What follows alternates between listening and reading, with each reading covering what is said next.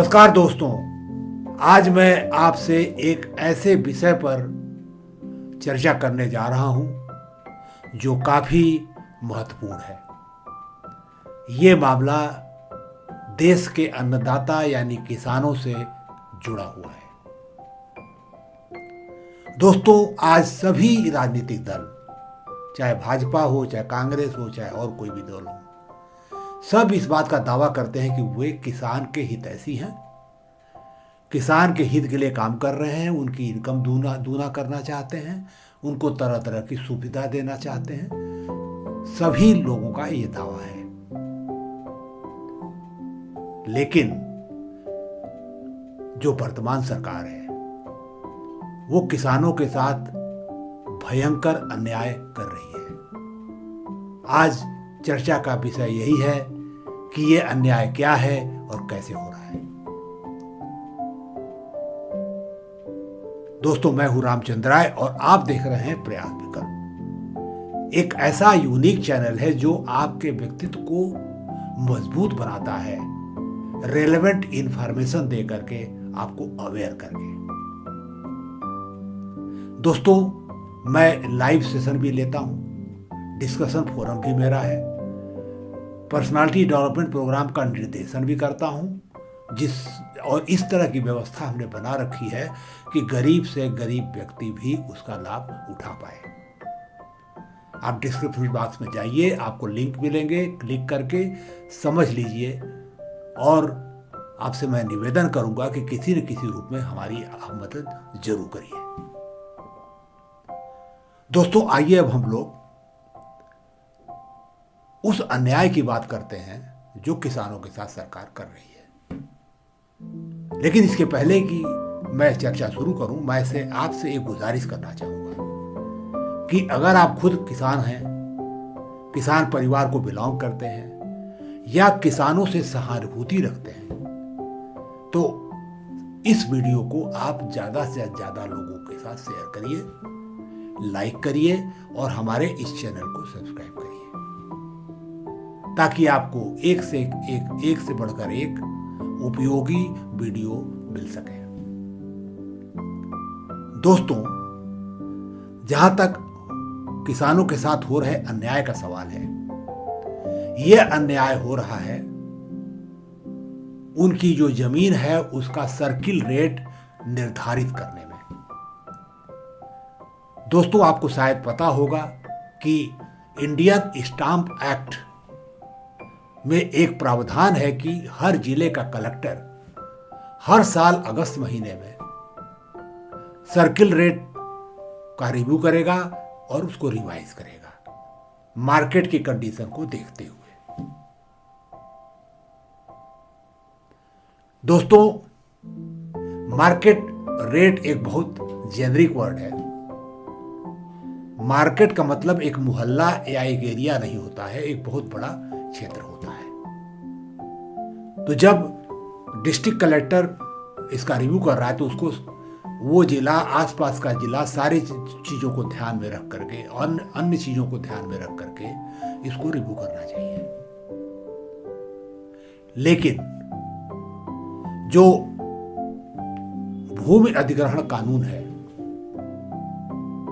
जो केंद्र सरकार ने बना रखा है, जो कि एक मॉडल एक्ट है, उसके अनुसार डिस्ट्रिक्ट कलेक्टर को यह अधिकार प्राप्त है कि वो मार्केट रेट डिसाइड करे, जिसमें वो आसपास के जो जमीन के जो बिक्री के कागजात हैं उनको चेक करता है और तमाम चीज़ों को ध्यान में रख के उसको डिसाइड करना है। लेकिन इस प्रावधान का ये स्पिरिट है कि किसान को उसकी भूमि का सही मूल्य मिले।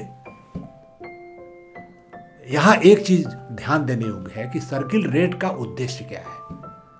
सर्किल रेट का उद्देश्य है कि उससे कम दाम पे आप किसी से सेल परचेज नहीं कर सकते और उसके बराबर आपको स्टाम्प ड्यूटी देना ही देना पड़ेगा।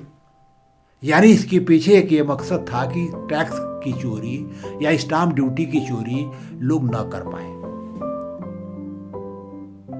ये मार्केट रेट कम दिखाता है, बल्कि रेलवे सरकार के राजस्व के पॉइंट ऑफ व्यू से इसकी इंपॉर्टेंस है। ये तो हो गई प्रोविजन की बात।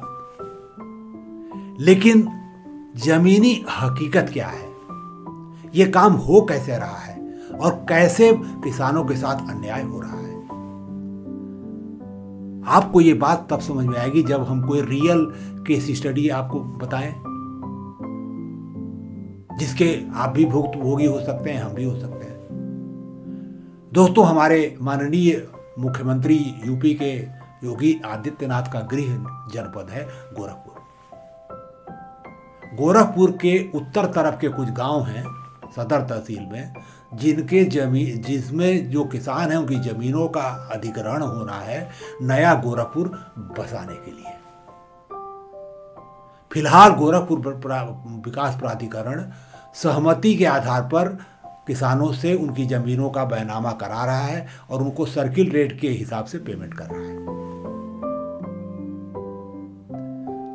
जहां तक सर्किल रेट का सवाल है, सदर तहसील के उन गांवों का जो सर्किल रेट है, जो लास्ट रिवीजन जिसका 2016 में हुआ, वो है 85 लाख पर हेक्टेयर, यानी अप्रोक्सीमेटली 850 रुपए पर वर्ग मीटर।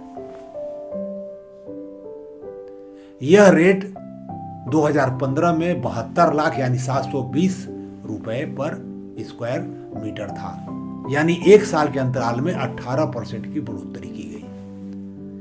लेकिन 2016 से लेके 2025 तक 0 इंक्रीज किया गया। वहां के कलेक्टर को यह समझ में नहीं आया कि 8 साल में कुछ चेंज होना चाहिए या उसका कोई औचित्य है। या तो पहले उन्होंने गलत किया था या आप गलत कर रहे हैं।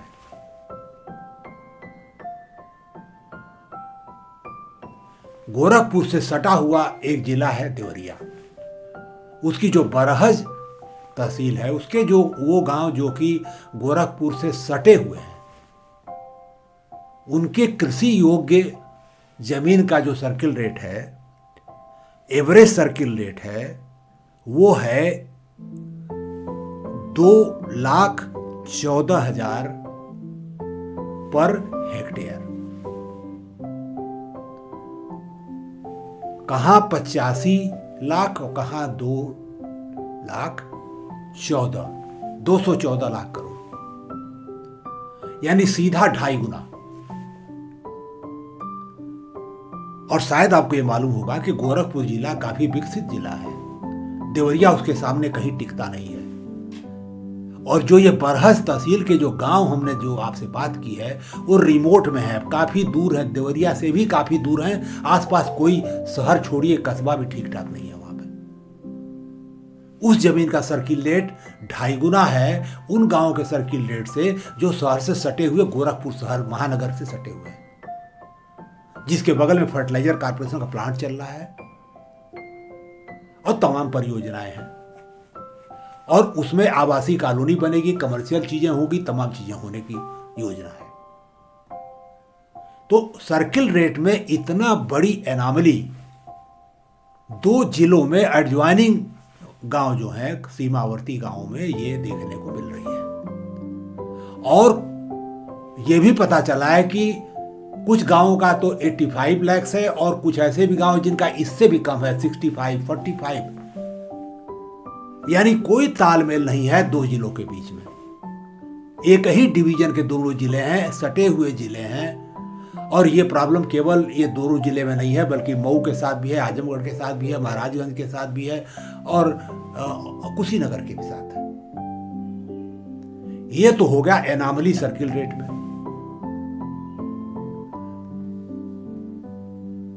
दूसरी बात, हमारे पास कुछ स्मॉल जो प्लॉट की रजिस्ट्री हुई है, एग्रीकल्चरल लैंड को ही किसान ने प्लॉटिंग करके कुछ लोगों को बेचा है, जिसमें 200 स्क्वायर मीटर इस तरह के तमाम 2-3 रजिस्ट्री हमारे पास है।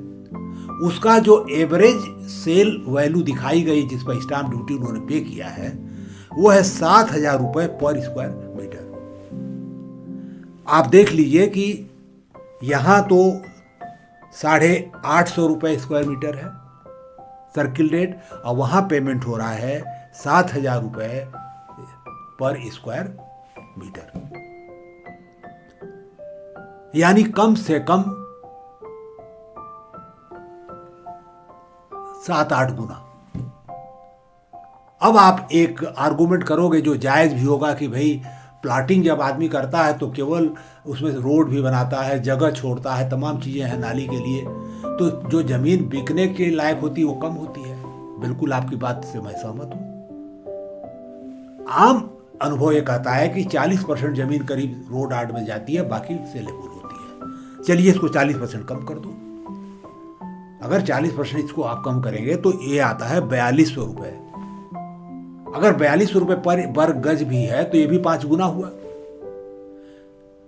तो एक रजिस्ट्री, अच्छा दूसरी बात है कि ये एनामली है क्यों?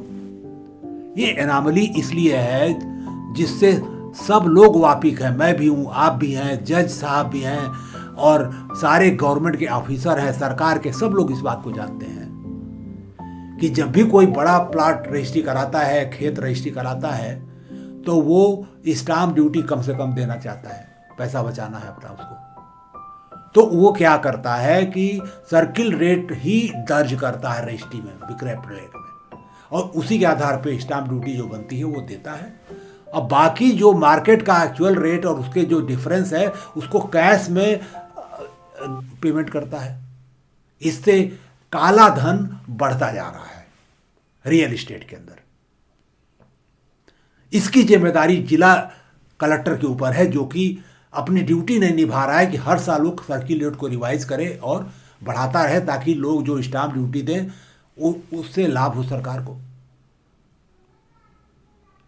अब हमारे एक मित्र हैं जो रजिस्ट्रार में हैं, तो मैं उनसे इस बात पे चर्चा कर रहा था, तो उन्होंने कहा कि राय साहब बात ऐसी है कि अगर ये सर्किल रेट बढ़ता हर साल तो हमको स्टाम्प ड्यूटी से जो फ़ायदा होता, हाँ, तो हम उनको हायर रेट पे कंपनसेशन भी दे सकते थे किसानों को अगर उनकी ज़मीन एक्वायर हो रही है तो। लेकिन चूंकि हमको मिला नहीं तो हम कहाँ से दें? तो कोई सब मिला जुला के कोई लाभ हानि नहीं है।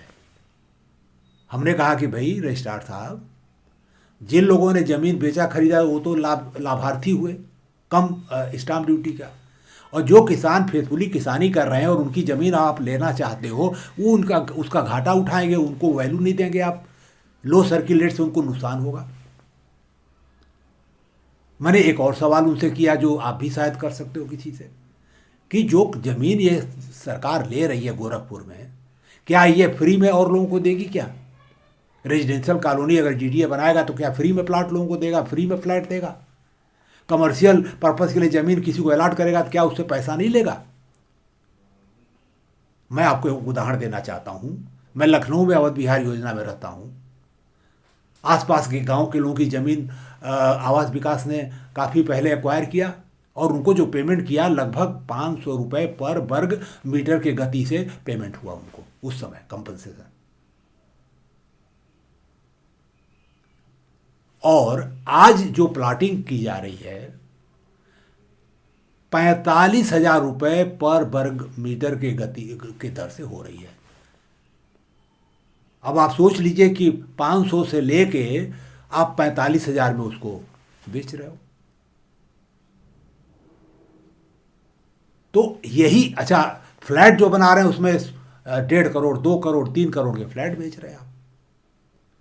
तो यहाँ बजट का सवाल पैदा कहाँ से होता है? जब आपको उस ज़मीन को मोनेटाइज करना है जिससे आप लाभ भी कमा सकते हो, तो फिर ये तर्क कहाँ तक तर्कसंगत चीज़ है कि बजट नहीं है हमारे पास।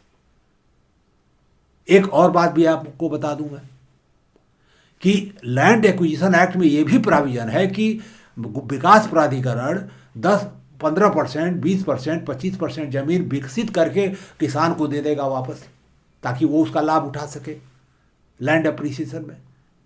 लेकिन जब ये प्रस्ताव गोरखपुर डेवलपमेंट अथॉरिटी ने कलेक्टर साहब के सामने पेश किया गोरखपुर, उन्होंने इसको रिजेक्ट कर दिया कि नहीं, ये मैं नहीं करूँगा। अब आप कहेंगे कि आप कोर्ट में चले जाओ इसके खिलाफ, अगर ऐसा अन्याय है। कोर्ट भी गए कुछ लोग, उसके पहले उन्होंने, कोर्ट ने कहा रिप्रेजेंटेशन आप दीजिए, पहले उसको डिस्पोज आप कराइए। उन्होंने रिप्रेजेंटेशन दिया डिस्ट्रिक्ट मजिस्ट्रेट साहब को। डिस्ट्रिक्ट मजिस्ट्रेट साहब ने 2 मिनट के अंदर उसको निस्तारित कर दिया, ये लिखते हुए कि मैंने रजिस्ट्री चेक की और जो भी रजिस्ट्री हो रही है उसके हिसाब से जो भी 85 लाख का ये रेट है ये बिल्कुल वाजिब है, बल्कि ज़्यादा ही है, कम होना चाहिए इसको। इसलिए हम नहीं समझते कि इसको बदलने की ज़रूरत है। और ये आदेश सरकारी वकील ने हाई कोर्ट में जमा कर दिया। जो दूसरे तरह का वकील था वो चुप बैठ गया, क्या कहे। तो न्यायपालिका का ये हाल हुआ। सॉरी। तो सवाल यह है कि आप सर्किल रेट नहीं बढ़ाओगे, नियमित रूप से उसका रिवीजन नहीं करोगे जो एक्ट में प्रोविजन है, आप डेवलप्ड जमीन भी उनको नहीं दोगे, और वो अपना ज़मीन हमेशा के लिए खो रहे हैं, भूमिहीन हो रहे हैं, उनकी इनकम जीरो होगी इसके बाद, जो अभी तक एग्रीकल्चर से हो रही थी। तो ये जो सरकार बाजा बजाती रहती है कि हम किसान के हितैषी हैं, हमारे अन्नदाता हैं, हम उनके लिए काम कर रहे हैं, ये क्या हाथी के दिखाने के दांत अलग और खाने के दांत अलग होते हैं क्या? दूसरी चीज़, आप हमसे कहोगे कि आप किसान नेताओं के पास जाइए, तो किसान नेता जो लड़ाई कर रहे हैं, आप सबको पता है कि इसने कई सालों से लड़ाई चल रही है, उनकी क्या डिमांड है? मिनिमम सपोर्ट प्राइस मांग रहे हैं और कुछ चीज़ें मांग रहे हैं, लेकिन वो लोग भी इस मुद्दे पे टोटल मौन। विपक्षी दल के नेता, चाहे अखिलेश यादव हों, चाहे मायावती हों, चाहे कांग्रेस के राहुल गांधी हों, सब इस विषय पर टोटल मौन। कभी छोटा मोटा बोल देते हैं कि ये हो रहा है, लेकिन कोई खड़ा नहीं होता, कोई आंदोलन नहीं खड़ा करता है, कोई प्रेशराइज सरकार को नहीं कर रहा है इसके लिए, क्योंकि किसानों की कोई आवाज़ ही नहीं है। जो किसान नेता है वो शायद वो अपने हितों को देख रहे हैं, न कि अन्य किसी को हितों को अपनी दुकान चमका रहे हैं। पॉलिटिकल पार्टी से कोई मतलब नहीं है, कोई हर आदमी सत्ता में आके यही काम कर रहा है जो वर्तमान सरकार कर रही है। तो आप ये बताइए कि किसानों के पास विकल्प क्या है? आज कृषि पर आधी जनसंख्या आश्रित है, उसकी रोजी रोटी पेट भर रहा है उससे। किसान फटेहाल है, किसान आत्महत्या कर रहा है, और उसकी जमीन औने पौने दाम पर लेने का प्रावधान ब्यूरोक्रेसी कर रही है। मैं कहता हूं कि जो कलेक्टर है, चाहे देवरिया का है, गोरखपुर का है और कहीं का है, क्या उसके पास दिमाग नहीं है? आईएएस ऑफिसर है, यूपीएससी पास करके आया, दिमाग तो कुछ रखता होगा, तो उसका इस्तेमाल क्यों नहीं करता है? जब उस जमीन को आपको मैनेटाइज करना है तो किसानों को सही दाम देने में क्या प्रॉब्लम है आपको? आप फ्री में उसमें तो बनाने नहीं कुछ जा रहे हो। इसमें कौन सा लोकहित है कि आप 45,000 पर स्क्वायर मीटर की गति से आप प्लाटिंग करके बेच रहे हो और 1.5 करोड़ 2 करोड़ के मकान बेच रहे हो उन धनी लोगों को जिनके पास पैसा है, और उन लोगों को मार रहे हो जिनके पास पैसा नहीं है, गरीब हैं, वो बड़ी मुश्किल से खेती बाड़ी करके अपना परिवार चला रहे थे, उनसे उस ज़मीन भी छीन रहे हो और उनको प्रॉपर कंपनसेशन भी आप नहीं दे रहे हो। तो दोस्तों, मेरा ये मानना है कि ये पूरी कहानी का सारांश ये है कि जब तक किसान खुद जागरूक नहीं होगा तब तक ये प्रॉब्लम नहीं सॉल्व होने वाली है। और सबसे बड़ी विडंबना है कि जिस गांव की मैं बात कर रहा हूं, जहां का सर्किल रेट 85 लाख है पर हेक्टेयर, उस गांव के आधे से ज़्यादा किसानों ने अपनी मर्जी से अपनी ज़मीनों का बैनामा जीडीए से कर दिया और खाते में पैसा ले लिया उन्होंने। हमने पूछा, भाई क्यों कर रहे हैं ऐसा आप लोग? बोले कि ऐसा है कि सरकार अगर ये भी नहीं देगी तो मैं क्या करूंगा? कौन लड़ सकता है सरकार से? तो सरकार से लोग इतने डरे हुए हैं, इतने त्रस्त हैं कि अपनी बात कहना भी उनको डरते हैं इस बात से। लोगों ने कई बार अप्रोच किया पॉलिटिकल लीडरशिप को कि भाई इसे मदद करिए, सब लोग हाथ खड़ा कर दिए कि नहीं, हम लोग कुछ नहीं कर पाएंगे इसमें। तो मैं मानता हूं कि जब तक किसान एक नहीं होंगे, जब तक आप अपने हक के लिए संघर्ष नहीं करेंगे, तब तक आपको न्याय नहीं मिल पाएगा। और ये भयंकर अन्याय हो रहा है, और अगर आप नहीं जगेंगे तो ये जारी रहेगा और आपकी बाप दादे की कमाई पूंजी सारी की सारी नष्ट हो जाएगी। अब एक सवाल आपके दिमाग में लग रहा होगा कि भाई किसान की संख्या बहुत ज़्यादा है देश में, और वो जिस इलाके में है वो प्रभावी भी है, प्रभुत्व भी उनका है, लोगों पे उनका प्रभाव है। तो फिर सरकार, ये पॉलिटिकल पार्टी इलेक्शन कैसे जीत जाती हैं इस तरह का काम करके उनके खिलाफ? इसका सीधा सा जवाब है कि हमारा मतदाता जब वोट देने जाता है, जिसमें किसान भी शामिल है, तो वो ये देखता है कि किस जाति का कैंडिडेट खड़ा है, किस धर्म का कैंडिडेट खड़ा है, किस क्षेत्र का कैंडिडेट खड़ा है, वो उसको कितना गलत फायदा पहुंचा सकता है, उस आधार पर वोट देता है। वो ये नहीं देखता है कि हमारे लिए ये क्या कर रहा है, हमारे हित में या अहित में काम कर रहा है। तो जब आप आंख बंद करके वोट देंगे, बिना अपने हितों को ध्यान में रखे हुए, बिना ये देखे हुए कि कौन लोग आपके हितों की रक्षा करने के लिए तैयार हैं, मैनिफेस्टो में क्या लिखे हैं, तो निश्चित रूप से ऐसी सरकारें आएंगी, ऐसे लोग आएंगे, ऐसे लोग सत्ता में आएंगे जो आपका ही भविष्य अंधकार में बनाएंगे। दोस्तों, मैं इन्हीं शब्दों के साथ आज की चर्चा को विराम देना चाहूँगा और आपसे दोबारा ये गुजारिश करूँगा कि अगर इस वीडियो में आपको कुछ काम की चीज़ लगी है तो आप इसको शेयर करिए, लाइक करिए, हमारे चैनल को सब्सक्राइब करिए। इस वीडियो को ज़्यादा से ज़्यादा तो पहुँचाइए ताकि वो लोग इस पर एक विचार बना सकें, एक आंदोलन खड़ा कर सकें, ताकि सरकार को समझ में आए कि भाई जो हो रहा है वो सही नहीं है, वो एक अन्याय हो रहा है। एक बात मैं आपसे हमेशा कहता हूँ, आज भी इस बात को जरूर कहूँगा कि अगर आप स्वस्थ नहीं हैं, फिट नहीं हैं, तो आप कुछ भी नहीं कर सकते। स्वस्थ स्वास्थ्य का मतलब है मेंटल भी और फिजिकल भी। और मानसिक स्वास्थ्य तब रहेगा जब आप बेमतलब की बातों से दूर रहेंगे, निगेटिविटी से दूर रहेंगे, निगेटिव इन्फॉर्मेशन से दूर रहेंगे, सोशल मीडिया, प्रिंट मीडिया पे फैले हुए गार्बेज से दूर रहेंगे।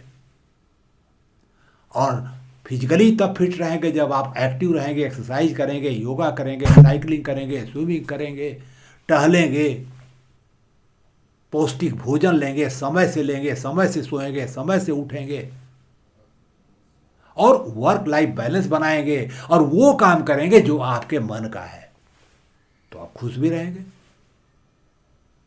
दोस्तों, इन्हीं शब्दों के साथ मैं आपसे विदा लूंगा और आपको बहुत बहुत धन्यवाद दूंगा कि आपने इतना समय हमको दिया और हमको सुना, और उम्मीद करता हूं कि आप इस वीडियो को जरूर शेयर करेंगे। हमें सुनने के लिए बहुत बहुत धन्यवाद।